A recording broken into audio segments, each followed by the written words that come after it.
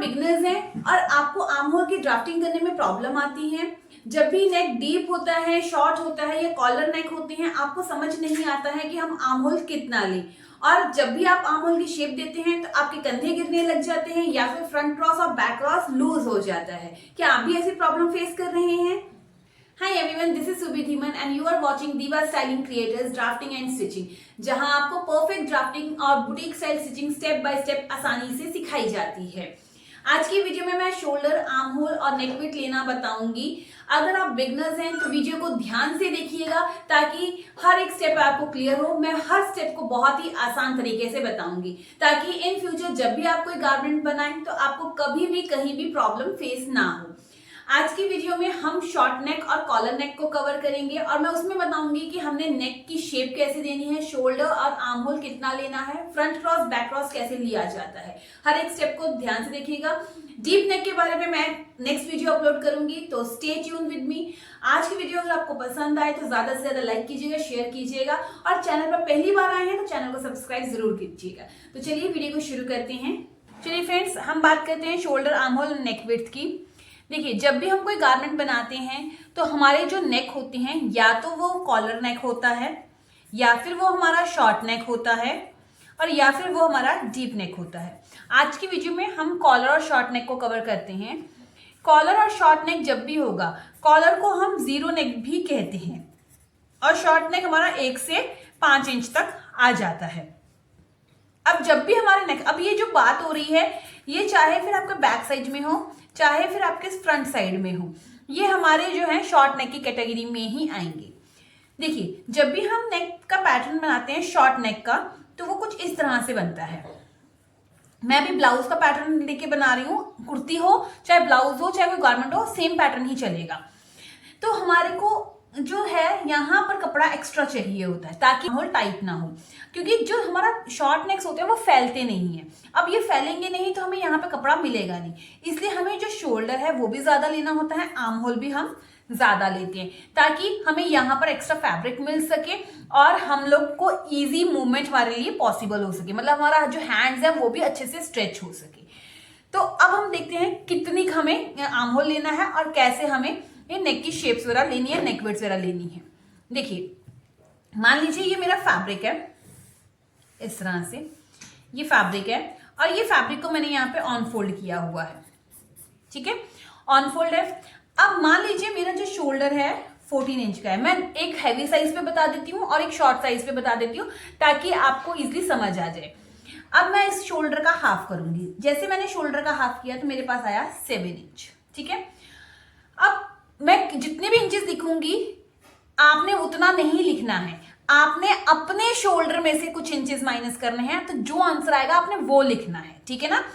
आपने method same follow करना है बट साइज आपने अपने शोल्डर का लेना है। क्लियर है? अब मान लीजिए 7 इंच है और मैं बना रही हूं कॉलर नेक, कॉलर नेक बना रही हूं, तो मैं यहां से ये जो शोल्डर लूंगी वो 7 इंच नहीं लूंगी, इसमें ½ इंच प्लस करके लूंगी। तो मैंने शोल्डर ले लिया 7.5 इंच। क्लियर है? इतना सभी लोगों को ऐसे ही करना है। अगर किसी का शोल्डर 16 इंच है तो वो उसका हाफ करेगा तो आएगा 8 इंच, पर आप यहां पर मार्किंग करोगे प्लस ½ इंच करके, यानी कि 8.5 इंच। कॉलर वाले नेक में हम ½ इंच प्लस करते हैं। इतना क्लियर हो गया? यहां पर जब हमने ये कॉलर को मार्क कर लिया उसके बाद हम शोल्डर डाउन जाते हैं। शोल्डर डाउन हमने कैसे जाना है, उसके लिए आप फॉर्मूला अप्लाई करोगे, पैक नेक शोल्डर डाउन वाला। अब आपका शोल्डर किस केस में आता है, जैसे मेरा शोल्डर 14 है, इस लाइन में आता है, तो मैं कितना डाउन करूंगी 1.25, तो मैं यहां से 1.25 इंच नीचे आऊंगी। आपका शोल्डर इसके किसी भी केस में आता होगा, आपने उतना नीचे डाउन आ जाना है, चाहे 1 इंच हो, 1.5 इंच हो, चाहे 1.75 हो। जब आप यहां पर इतना नीचे आ जाएंगे उसके बाद हमने यहां पर नेक विड्थ लेनी है। देखिए, जब भी हमारी कॉलर या फिर हमारा पैक नेक होता है तो हम नेक विड्थ 2.5 इंच नहीं लेते हैं। अगर आपका नेक 12 से 13 इंच है तो हमने नेक विड्थ 2 इंच लेनी है। अगर 13 से लेकर 14 के बीच में है तो 2.25 लेंगे। अगर इस कैटेगरी में है तो 2.5 इंच, एंड देन अगर हैवी शोल्डर है तो हम इतना इंच नेक विड्थ लेते हैं। तो मैं इस केस में, मेरा शोल्डर 14 है तो मेरे जो नेक विड्थ आ रही है 2.25 आएगी। मैंने यहाँ पे 2.25 मार्क कर ली। आपका शोल्डर जिस भी लाइन में आ रहा होगा आपने उतना शोल्डर डाउन करना है, उतनी आपने नेक विड्थ लेनी है। इतना क्लियर हो गया। उसके बाद हम यहाँ पे स्लोप देंगे। पैक नेक हो या कॉलर नेक हो, उसमें स्लोप देनी बहुत ज्यादा जरूरी होती है। ये नेक विड्थ जो है ये हमारी फाइनल नेक विड्थ नहीं है, ये हमने स्लोप देने के लिए नेक विड्थ ली है। फाइनल नेक विड्थ कैसे होगी वो मैं भी आपको बताऊंगी। इतना आ गया। इसके बाद हमने आर्म होल लेना होता है। आर्म होल में हम फॉर्मूला लगाते हैं पैक नेक वाला। देखिए अब पैक नेक वाला जो हमारा फॉर्मूला होता है वो चेस्ट के अकॉर्डिंगली है, आर्म होल फॉर्मूला। ठीक है, आपकी चेस्ट जिस भी केस में आती है, अगर आपकी चेस्ट इस केस में है तो आपने ये फॉर्मूला अप्लाई करना है, अगर आपकी चेस्ट इस केस में है तो आपने ये फॉर्मूला अप्लाई करना है, अगर यहाँ पर है तो ये। तो मेरी चेस्ट में जैसे एक एग्जांपल के तौर पे ले लेती हूँ यहाँ पे कि मेरी चेस्ट जो है वो 34 है, इस केस में आ रही है, तो मैं लूंगी chest divided by 6 plus 1 inch. आपकी चेस्ट जिस केस में आ गई आपने उसके सामने वाला फॉर्मूला अप्लाई करना है। तो चेस्ट मेरी है 34, इसको मैं डिवाइड करूंगी 6 से, जितना भी आंसर आएगा प्लस 1 इंच, तो कितना आया 6.6, यानी कि 6.5। देखिए ये मेरी मेजरिंग टेप है, देखिए ये मेजरिंग टेप है, 6 इंच ये है। 6.5 कितना होता है, ये जो बीच में 6 और 7 के बीच में जो बड़ी लाइन होती है वो 6.5 होता है। 6.5 उससे ऊपर एक लाइन आपने इतना मार्क करना है। तो आपने मेजरिंग टेप को इस तरह से रखना है, जहां पर 6.1 आएगा 6.6 आएगा वहां पर आप मार्किंग करेंगे। मान लीजिए इधर तक आ गया और मैंने ये मार्किंग कर ली। ठीक है, इतना मार्किंग होने के बाद अब हमने आर्म होल की शेप देनी है। आर्म होल की शेप हम कैसे देते हैं, क्योंकि ये कॉलर वाला नेक है तो हमने क्या करना है, यहां से मतलब इस वाले से इसका सेंटर ले लेना है। सेंटर ले लिया, सेंटर से हम 1 इंच और आधा इंच अंदर आ जाएंगे। ठीक है, पहले मैं आधा इंच आई फिर 1 इंच। अगर आपको लगता है 1 इंच ज्यादा है तो आप 0.75 अंदर आ जाइए फ्रंट के लिए। ये हम यहाँ पर हम बैक की शेप देंगे, यहाँ पर हम फ्रंट की देंगे। मैं फिर से बता रही हूँ, बैक के लिए तो हमने ½ इंच अंदर आना ही है, फ्रंट के लिए आप 1 इंच भी अंदर आ सकते हो और 0.75 भी अंदर आ सकते हो। 1 इंच अगर आप अंदर आते हो तो बहुत परफेक्टली लाइन आती है, बिल्कुल भी क्रीज नहीं आती है। और अगर 0.75 आते हो तो माइनर से हल्का सा आपको लूज होगा और कुछ नहीं है, बहुत ही हल्का सा लूज होगा, पता भी नहीं चलता है। तो आप आपकी चॉइस है, जितना आप रखना चाहो आप उतना रख सकते हो। उसके बाद हमने यहाँ से आर्म होल जो हमारा शेप होता है वो लेना है। अगर आपकी चेस्ट 40 से नीचे है तो आपने यहाँ पर 1 इंच लेना है बैक के लिए, और फिर हमने यहां से इस तरह से शेप दे देनी है। यहां पर आप चेस्ट की मार्किंग करेंगे एंड देन इस तरह से हमने शेप दे देनी है। ठीक है, मान लीजिए चेस्ट की मार्किंग है, मैंने ये एक्स्ट्रा मार्जिन लिया हुआ है। फ्रंट के लिए हमने क्या करना है, फ्रंट के लिए जितना भी आप यहां से ही 1 इंच आए हैं तो 1 इंच पर हम निशान लगाएंगे, अगर 0.75 है तो 0.75। उसके बाद यहां से आपने मार्किंग करनी है, या ऊपर से यहां से आप 0.75 पर करेंगे। ठीक है, और इस तरह से मार्किंग करेंगे। अब यहां पर 0.75 और 1 इंच ही क्यों आएगा, देखिए अगर आपकी चेस्ट अगर आपकी चेस्ट 40 से कम है तो 1 इंच, अगर 40 से अबव है तो 1.25 आप लेंगे। ठीक है, और फ्रंट के लिए 1 इंच लेंगे, अगर 40 से बड़ा साइज है और छोटा साइज है तो 0.75, जैसे यहाँ पर मेंशन किया गया है आपने इसी तरह से लेना है। क्लियर, तो इस तरह से हमारी शेप आ गई। अब आर्म होल की शेप हमारी प्रॉपर हो गई और हमारा शोल्डर भी पूरा हो गया। बट यहां पर हमें एक चीज ध्यान रखनी है कि हमें रेडी शोल्डर कितना चाहिए। जब भी आपका कस्टमर आपसे ये चीज बनवाएगा तो आपने उससे रेडी शोल्डर का नाप लेना जरूरी है, चाहे फिर वो आपका डीप नेक हो चाहे फिर वो आपका पैक नेक हो। मान लीजिए जो आपका कस्टमर है उसने आपको कहा कि मुझे रेडी शोल्डर चाहिए 3.5 इंच का। ठीक है, तो हम इसमें करेंगे 1 इंच प्लस, तो कितना हो गया 4.5 इंच। हमने क्या करना है, सबसे पहले हमने ये देखना है कि हमारा रेडी शोल्डर 3.5 इंच है।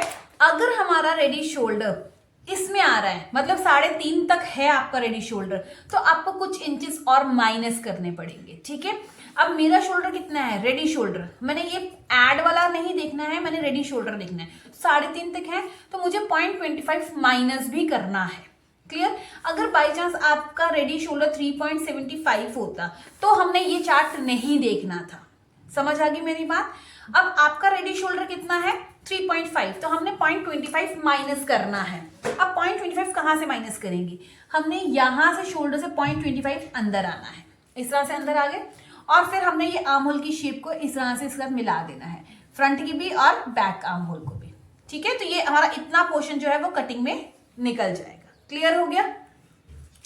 अब हमने क्या करना है, जितना हमने यहाँ से 0.25 अंदर आके कटिंग में निकाल दिया है, वहां से 4.5 हमने मेजर करना है। जहां भी आया, मान लीजिए 4.5 जो आ रहा है वो यहाँ आ रहा है।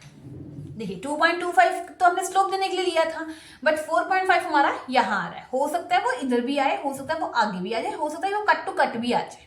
ठीक है, जब इतना आ जाएगा फिर हमने क्या करना है, यहाँ से बैक नेक और फ्रंट नेक की शेप दे देनी है। अब अगर आपका नेक जो भी, चाहे आप फ्रंट में ले रहे हो चाहे आप बैक में ले रहे हो, तो कॉलर जो होता है, कॉलर के लिए बैक साइड में हम 1 इंच जाते हैं मैक्सिमम। बहुत हेवी साइज है या किसी की बैक साइड में बम्प है, मतलब ऐसे जो हमारी गर्दन है वो थोड़ी सी ऊंची सी है, तो हम 1.25 ले सकते हैं, अदरवाइज 1 इंच काफी है। ठीक है, तो 1 इंच पे इस तरह से शेप दे देंगे। और फ्रंट का नेक 3 इंच, पौने तीन मतलब होता है 2.75 या 3 इंच मैक्सिमम हम लेंगे और यहां से शेप देंगे। क्लियर है, ये हमारा था कॉलर वाला नेक। अब मैं आती हूँ पैक नेक। पैक नेक में सेम ऐसा ही है, सिर्फ एक ही पॉइंट हमारा डिफरेंट है। वो क्या है कि जो हमारा शोल्डर है वो हमारा 14 का हाफ करके कितना है, 7 इंच, तो हमने 7 का 7 ही लेना है, हमने यहाँ पे हाफ इंच प्लस नहीं करना है। ठीक है, उसके बाद सेम मार्किंग आएगी जो हमने 1.25, आपने चार्ट के अकॉर्डिंगली ही यहाँ से डाउन आना है। चार्ट के अकॉर्डिंगली ही पहले हम नेक विड्थ लेंगे स्लोप देने के लिए। यहाँ पर एक चीज बहुत ध्यान से समझिएगा, ये जो स्लोप है, ये जो मैंने नेक विड्थ ली है, ये स्लोप देने के लिए ली है। ठीक है, तो इस तरह से मैंने इसको ऐड कर दिया। फिर मैंने क्या किया, आर्म होल का पैक नेक का फॉर्मूला लिया, जिस भी चेस्ट आपकी केस में आएगी आपने वो अप्लाई करना है। यहाँ से 1 इंच या 1.25, अगर 40 से ऊपर है तो 1.25, अदरवाइज 1 इंच लेकर आपने इसका सेंटर ले लेना है। बैक आर्म होल के लिए यहाँ पर आप मार्किंग करेंगे और इस तरह से आपने शेप दे देनी है। यहाँ पे चेस्ट की मार्किंग मान लीजिए आ गई आपकी। ठीक है, और फ्रंट के लिए 1 इंच या 0.75 अंदर आएंगे और इस तरह से यहाँ पे 0.75 और इस तरह से आपने मार्किंग कर लेनी है। इतना क्लियर हो गया। आर्म होल हो गया आपका, आपने शोल्डर स्लोप दे दी और यहाँ पे मैंने शोल्डर भी आपको बता दिया। अब फाइनल नेक विड्थ के लिए हम रेडी शोल्डर का नाप लेंगे। तो रेडी शोल्डर आपका मान लीजिए 3.5 इंच है, तो अगेन 3.5 इंच के लिए हमें यहाँ से कुछ ना कुछ तो माइनस करना होगा, तो 0.25 माइनस करेंगे और इसको इस तरह से मैच करेंगे। फ्रंट वाली शेप आ गई यहाँ से। अब यहाँ से ही हमने बैक वाले आर्म होल की शेप दे देनी है, तो ये पोर्शन हमारा सारा कटिंग में निकलेगा, ये पोर्शन हमारा कटिंग में निकल जाएगा। ठीक है, फिर हमने यहाँ से 4.5 पर मार्किंग करनी है। अब मार्किंग करने के बाद फिर हम बैक नेक लेंगे और फ्रंट नेक लेंगे। अब मान लीजिए बैक नेक आपका 2 इंच का भी हो सकता है, 3 का भी हो सकता है, 4 का भी हो सकता है, जैसे 3 हो गया या 4 हो गया, तो इतना तक आ सकता है, चाहे फिर वो फ्रंट का हो या बैक का हो, जितना भी होगा आपने इसी तरह से मार्किंग कर लेनी। चाहे फ्रंट का है तो फ्रंट में, बैक का है तो बैक में। इसी तरह से हमारे जो है शोल्डर, आर्म होल और स्लोप और नेक विड्थ ली जाती है। इसके अलावा और कोई मेथड नहीं है, इस तरह से आप लीजिए, आपको कभी भी किसी भी गारमेंट में प्रॉब्लम नहीं आएगी। ठीक है, तो आपने यहाँ सीखा कॉलर नेक और शॉर्ट नेक में शोल्डर, नेक विड्थ और आर्म होल लेना।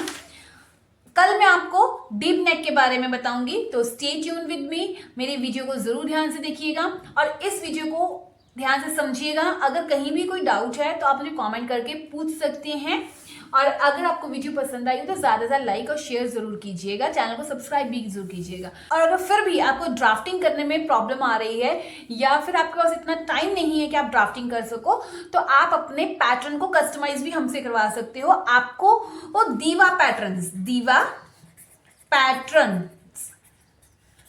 पैटर्न्स को इंस्टाग्राम पर फॉलो करना होगा और आप वहां पे मुझे मैसेज कर सकते हैं। चलिए अब हम मिलते हैं नेक्स्ट वीडियो में। Till then bye bye, take care.